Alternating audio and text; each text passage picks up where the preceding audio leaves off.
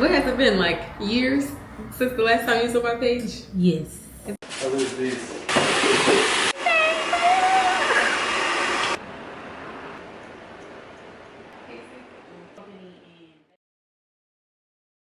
Alright y'all, we back.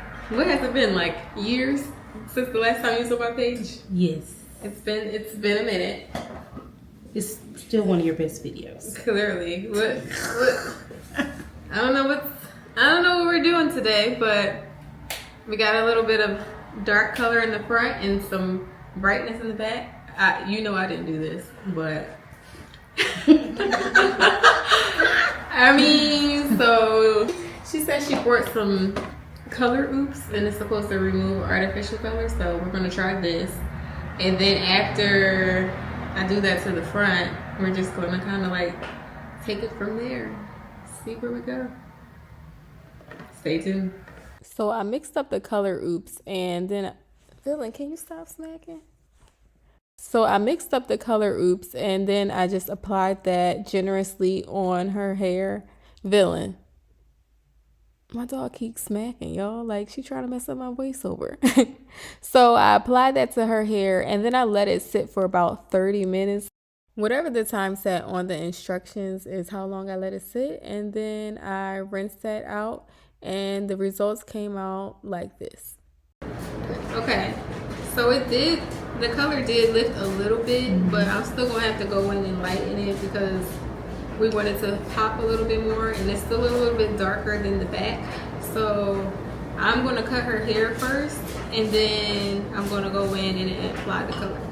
So now I'm just giving her a rough cut. That way when I add in her highlights and balayage some pieces in, the cut is in the correct format. So that way when I do go back and like perfect the cut, the highlights are placed where I want them to be.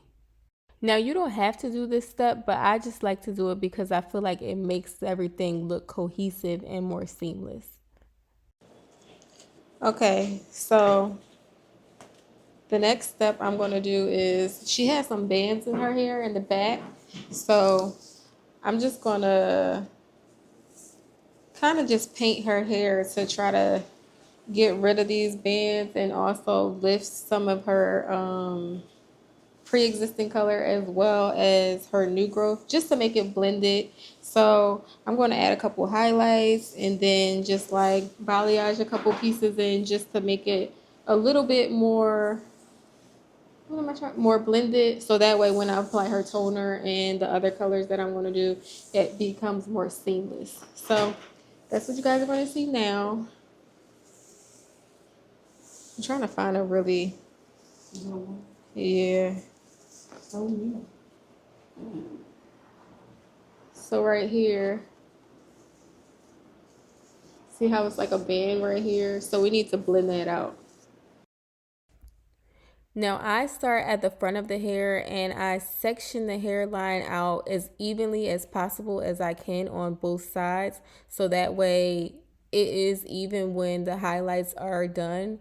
And then I take that middle section and I separate that and put it to the side, because later you'll see I'm going to color the middle section by itself, and then I'm going to do both corners by themselves as well.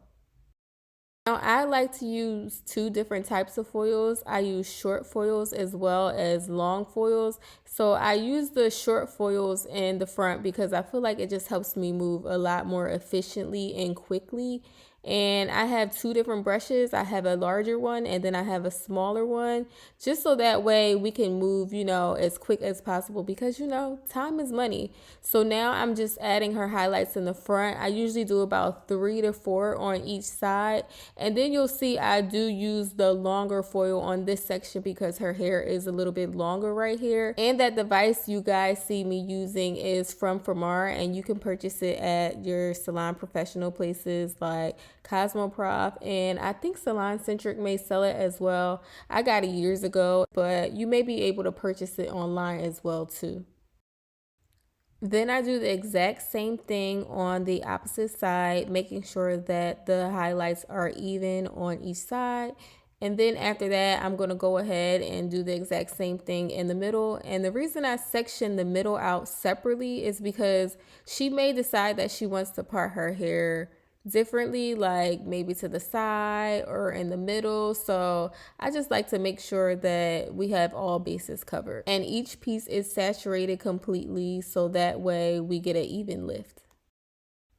Y'all, we just be kikiing. So I originally met Savvy when we were working for the same person like years ago, and we just developed a super dope friendship. And currently she is actually my brand manager for a company that I have with me and my brother, and it's called Rich and Groovy. You guys should check us out on Instagram. We actually hit 1 million earlier in the year, but all the support is welcome. So check us out over there. We're an online dance platform, and I'll leave our website below so you can check us out. And it's subscription based, so I would definitely recommend subscribing if you want to catch a nice dance groove. And it's very beginner friendly, so check us out. Okay, so now I am taking a hot towel to interrupt some of the foils, because once they reach the level that I want them to be, I want to remove them so that way they don't lift higher than the other foils, so that way all the foils are cohesive and the same level. So that's what I'm doing right here, and the hot water just essentially stops the lightener from lifting. After all the foils are lifted to the same level, then I just removed all of her foils, and I'm just giving her a nice shampoo, and I shampooed twice before applying the toner. So when I apply the toner, I'm actually going to focus on her roots first, so that way when I apply the rest of the toner to her hair, it kind of gives more of like an ombre effect, but it's very subtle.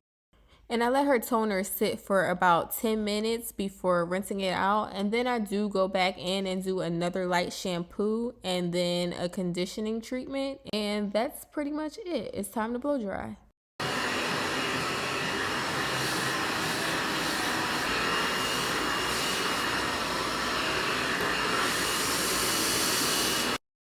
And I totally just realized I didn't show how I highlighted the back of her hair and just placed the foil placement.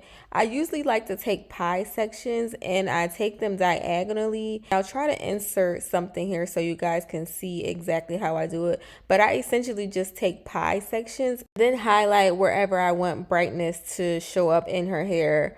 I kind of just like do things randomly, like where I see that it will look the best that it does. Each client is different, so you kind of just have to cater to the person's head and how their hair lays. And then I'm just going back in and cleaning up her haircut while also recording on another camera because, you know, the content. We need to post this on all socials. You guys can also follow me at _LizRich on Instagram and TikTok. So we decided to go with some loose curls, and I'm not going to pull them out because her hair does tend to fall quickly. These are her final results. Thank you guys for watching this video. I hope you enjoyed it. Don't forget to like, comment, and subscribe, and I will see you in the next one.